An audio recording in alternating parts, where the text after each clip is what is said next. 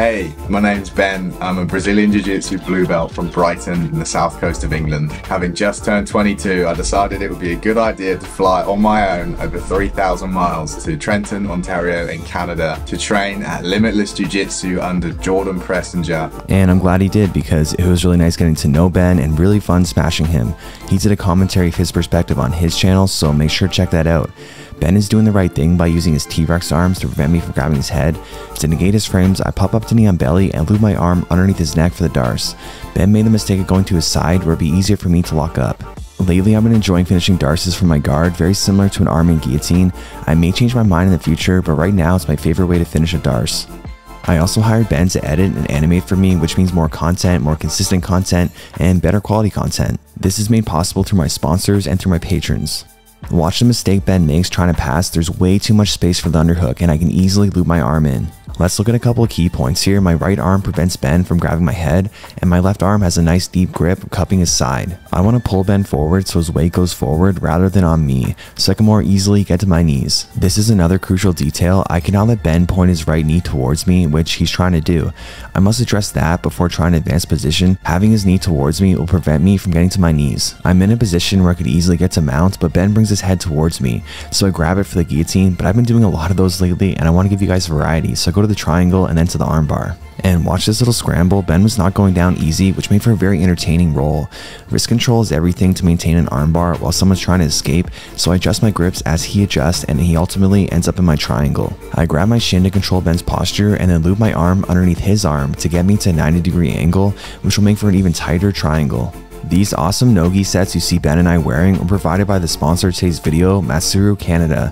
These are from the new Warfare collection and they look incredible. All the mats in my gym are Matsuru mats and I absolutely love them.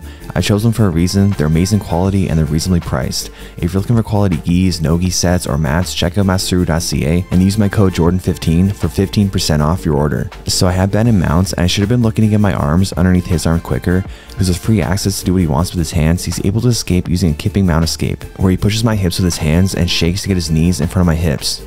Again, I should have looked to get my arm underneath his arm quicker to prevent his escape and set up my offense. To pass his single leg X, I prevent his left foot from controlling my hip and block his right butterfly hook from following me as I backstep. I make too much space while finishing it though, and Ben regards. Ben tries to arm drag me and I make sure my hand goes to his left rather than across his body. This way he basically pulls me into him and into the side smash. I bring my left knee to the inside and I'm looking to put my right knee on the inside of Ben's left hip. This technique is known as dope mount and I use it all the time. I don't make the same mistake twice. This time I get underneath the elbow to jack up his arm. This clip and the way I showed in the last clip are the most common ways to jack people's arms up from mount.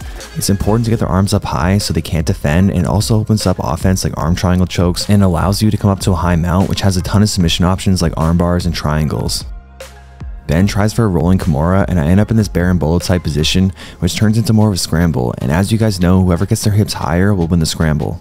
So I've got Ben in mount and he initially reaches up before realizing that's a terrible idea, but it's too late. I've isolated his arm to the mat. This is a cool armbar entry. I'm not exactly sure what it's called, so if you know, let me know. It's important to swing your leg over the head or grab the leg before you fall back for arm bars. I did both for good measure.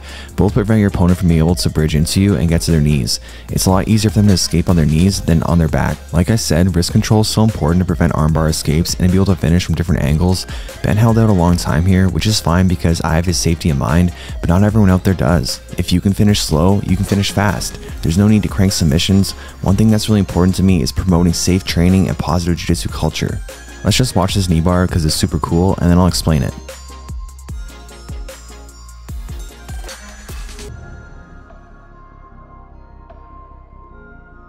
I lift Ben up with my butterfly hook so I can swing my leg behind him, inverting fully while grabbing both the leg I want to attack and the other leg so he can't use it to push in my butt and clear the knee line. I take his foot with an armpit type grip and then slowly lower my hips. Again, I could finish fast, but what's the point other than to hurt Ben? By going slow, you develop better control and understanding of the position. This was a quick one, and why does Ben get guillotined so easily? Because he brings his head past his knees. A lot of me beating up blue belts isn't because I'm magic, but rather they make so many mistakes that are obvious to me but not to them, and I capitalize on it. Ben makes the same mistake by bringing his head past his knees, so I grab underneath his neck for the guillotine. Ben counters with his own rolling guillotine and transitions to what I think is a no-gi Ezekiel. Correct me if there's a more specific name for it. I need to think fast how to get out of this. I initially tried to fight the hands but without success, so instead I forced my shoulder into his neck for a Von Flue choke, and let's see if it works.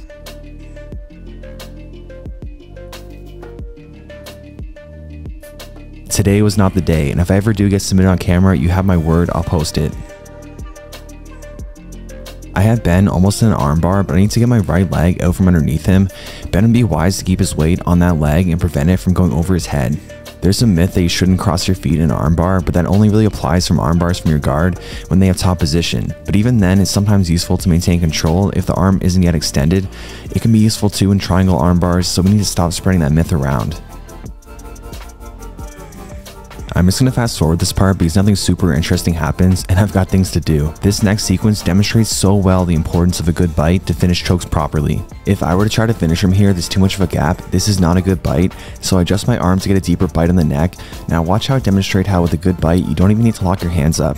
I could feel how tight the bite was and purposely didn't lock up my hands to show you guys the importance of proper positioning to finish chokes. Bites should be talked about way more than they are. My next BJJ Fanatics instructional goes over bites and choking mechanics in detail. I'm finishing up today and it'll be available in a couple weeks. Again, I find myself in a position for dope mount. Ben should use his left arm to prevent me from grabbing his head. Now that I have control of his head, I can flatten him out. Now again, I just need to bring my right knee to Ben's left hip to clear the leg and get to mount. Again, I bring my arm underneath his elbow to jack up his arm. He should have kept his elbows tighter to his body to prevent me from doing this. I've already done 2 arm triangles, so I switch it up to a gift wrap instead. I think about the arm bar, but that's boring too, so I switch to a mounted triangle. I initially try to bait Ben into coming up into the triangle, but he doesn't take the bait, so instead I come up to him. It's imperative that I shoot my right leg deeper with my hamstring completely connected to his neck. This again is to get a good bite where there's no space or gap. Then I sit down on him, forcing my weight and leg into his carotid arteries. Ben steps in too staggered, making it easy for me to shoot in a deep De La Hiva hook, catching him with my foot on his hip. Then bringing my other foot behind him and lifting him up and over to the other side, so my bottom hook becomes my top hook, which is much easier to put in. If I left him on the other side, Ben would already be halfway through a back escape.